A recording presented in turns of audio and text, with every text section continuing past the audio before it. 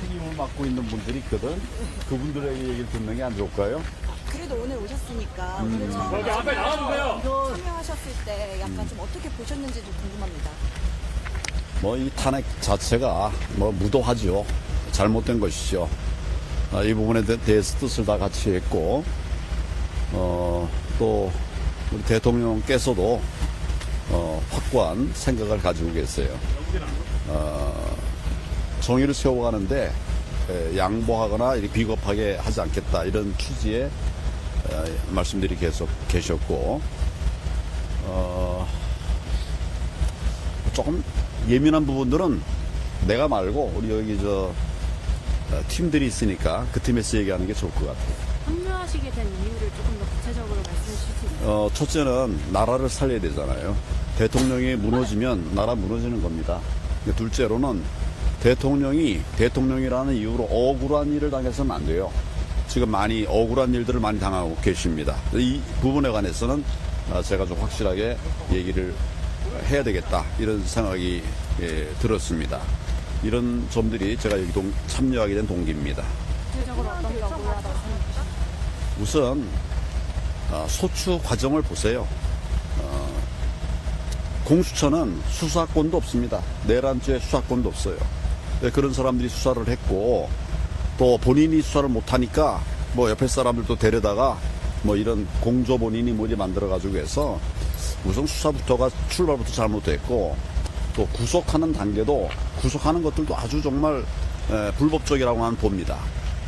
무슨 수사권이 없는 사람이 했고, 그 다음에 그 내용 자체도 우선 맞지 않는 얘기를 하고 있고, 저는 사실 이제 수사에서는 기본적으로 불구속 수사가 원칙입니다. 형사사법의 원칙은 불구속 수사예요. 대통령이라고 해서 구속한다? 이거는 뭐 정의롭지 못한 일이고 맞지 않는 일입니다. 우리 저 법에도 맞지 않는 일이에요. 이런 것에다가 이어서 지금 이제 기소가 돼 있는데, 기소가 돼 있는 이 하나하나가 사실은 저는 뭐 굉장히 다 문제를 삼을 수밖에 없는 이런 것들이 많이 있어요. 그래서 우선 내란이냐, 이게 내란만 아니라고 생각합니다. 내란이라고 하는 거는 국헌을 문란할 목적범이거든요. 대통령이 무슨 국헌을 문란합니까? 폭동도 없었어요. 여러분 다 보셨지만 이런 것들이 다 잘못된 것이라고 저는 보기 때문에, 그래서 대통령의 억울한 점들을 지켜내고 그것이 곧 나라를 지키는 것이라 생각하고 제가 변호인단에 합류를 하게 되었습니다. 그 배경에 부정선거 관련한 것도 있을까요? 부정선거도 있죠. 대통령 자신이 부정선거에 대한 어떻게 보면 이번 이제 계엄의 핵심 중에 하나가 본질이 뭐냐를 따져보면 그 부정선거가 하나의 중요한 출발점이 되었습니다. 부정선거라고 하는 것을 아무리 얘기를 해도 되질 않고 국민들이 알지도 못하고 행하지도 않고 이러니까 이제 결국 대통령이 부정선거 얘기를 하게 된 거죠. 대통령이 여러 번 이 계엄이 부정선거와 관련이 있다고 하는, 그 때문에 했다고 하는 취지의 그런 말씀을 하셨어요. 저는 이해가 됩니다. 저도 이 부정선거를 국민들에게 알리기 위해서 많이 애를 썼는데, 많은 사람들이 무슨 음모론이니 이래가지고 덮어버리려고 했어요. 그러나 부정선거는 팩트입니다. 팩트를 덮을 수는 없어요. 저는 올해 공안부에 있으면서 부정선거와 싸워왔고 수사해봤던 사람이기 때문에 그냥 없다고 해서 없어지는 게 아니에요. 없다고 해서 없어지면 좋죠. 그렇게 안 되니까 저도 계속 부정선거 얘기를 했고 많은 증거들을 제시하고 이렇게 했었는데, 대통령께서 이제 이런 결단을만 내리셨고, 그 결단의 한 방향으로서 이제 계엄을 선택하셨었다. 다른 길이 없으니까.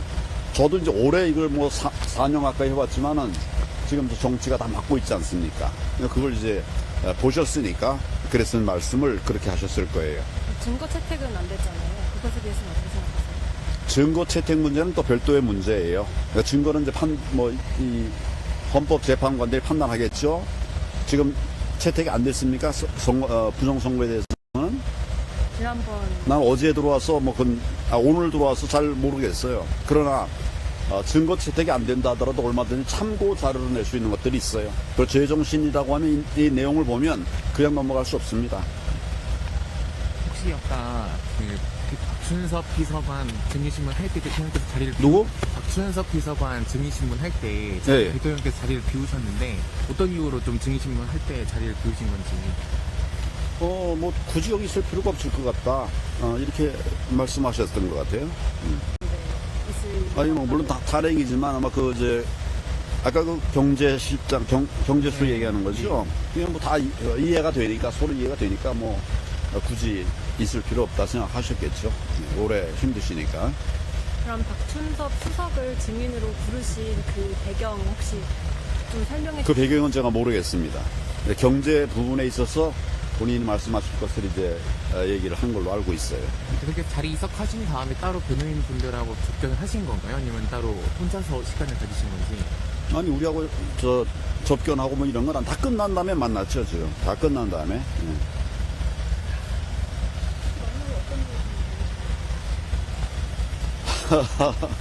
요거는 정말 우리 변호인단 대표들에게 물어보세요. 예. 대통령 요청으로 변호인 참여하시는 거예요? 아니 제가 자발적으로 했어요. 예. 나라가 무너지니까 무너지는 상황을 보고 넘어갈 수는 없죠. 그러면 오늘 대통령 처음 이제 뵀는데 거기서 또 나눈 교감이나 이런 건 좀 개인적으로 좀 있으셨을까요? 여러 사람이 같이 모여 있었습니다. 10명, 20명 가까이가 모여 있었기 때문에 개인적인 교감을 주고받을 일은 아니지만 그러나 이심 전심이라고 하는 게 있지 않습니까? 그래서 뜻을 같이 했기 때문에 나왔고요. 누가요? 건강 문제는 전혀 그렇게 안 보였습니다. 건강하신 것 같아요. 총리님 그 서부지법 사태 무료 변론 제공하시는 거 예, 예. 전직 총리로서 좀 법치주의를 존중하지 않으시는 거 아닌지. 법치주의의 한 틀은 따뜻함도 있어요. 법치주의라는 건 처벌만이 아닙니다. 따뜻함도 법치의 한 부분이에요.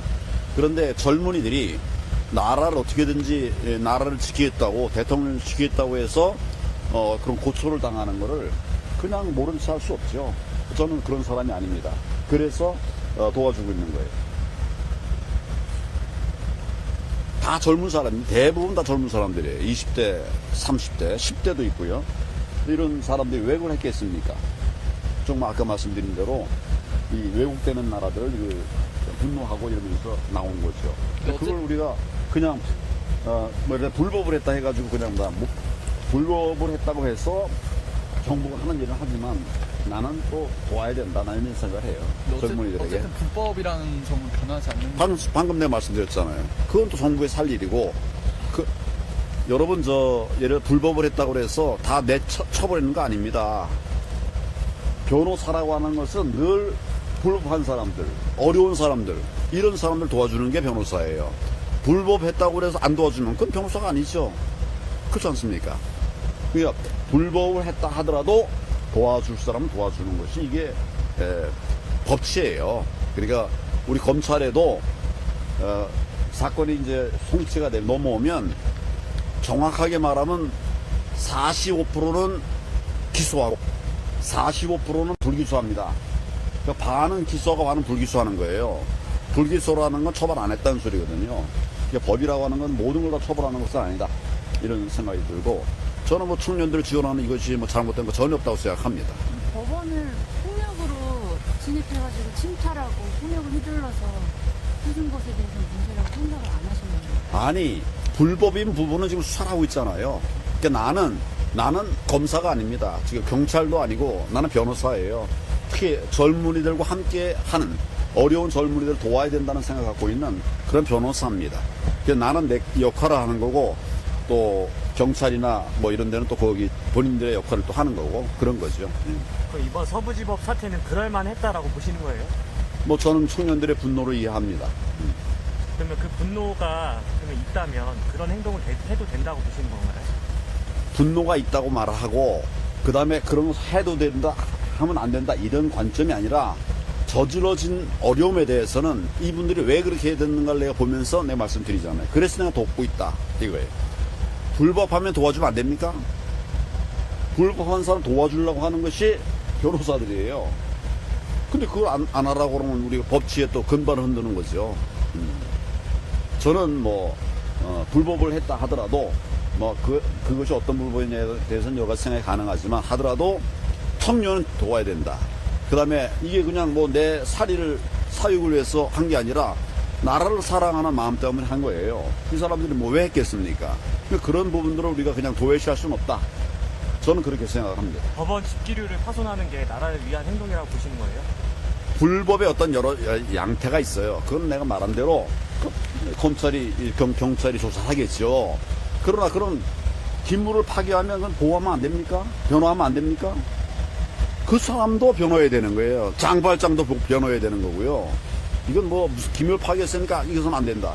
그건 말이 맞지 않는 말입니다. 그러려고 변호사가 필요한 겁니다. 우리나라가 법치주의 국가인데 사법 체계 어떻게 보면 가장 핵심에 있는 법원을 지금 훼손을 하는 행위잖아요.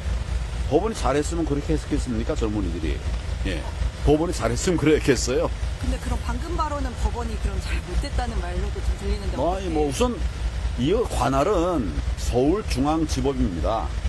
관할이 공수처법의 법상 관할 구역은 서울중앙지방법원이에요.